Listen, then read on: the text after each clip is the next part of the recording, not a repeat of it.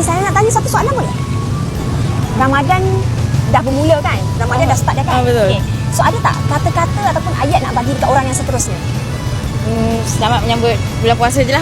Selamat menyambut bulan puasa. Selamat. Selamat menyambut bulan puasa. Selamat menyambut bulan puasa. Tak apa, tak apa. Ha? Ha? Ha? Ha? Ha? Ha? Apa ni? Ha? Ha?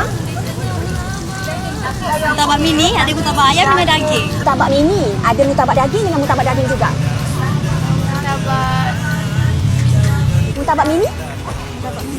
Mutabak mini? Apa tu? Apa tu? Ha? Apa tu? Apa? Apa? Apa kak? Apa kak? Ayam RM1, Ayam ayam RM1, Dek. satu daging RM1, sate kambing RM1.5. Mana dapat sekarang dari sate cepat-cepat datang ke sate Ans.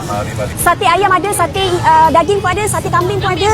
Sate kambing pun ada RM1.5 je. Mana nak dapat harga macam ni akak datang ke Sate Ans? Saya nak nasi daging ambil 10. Daging 10, Kambing 5.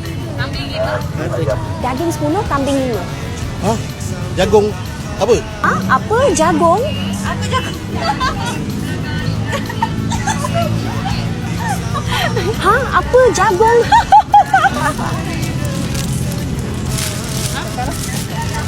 Apa? Ha? Cakap apa? Ada apa? Ada. Cakap apa? Tak ada. Tak ada. Tak ada. Apa dia? Okay, terima kasih. Ha? Sorry.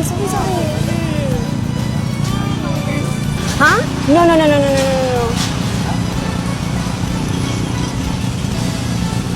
Ha? Apa? Ya. Apa dia? Mama. Ha? Apa? Tak perlu lah.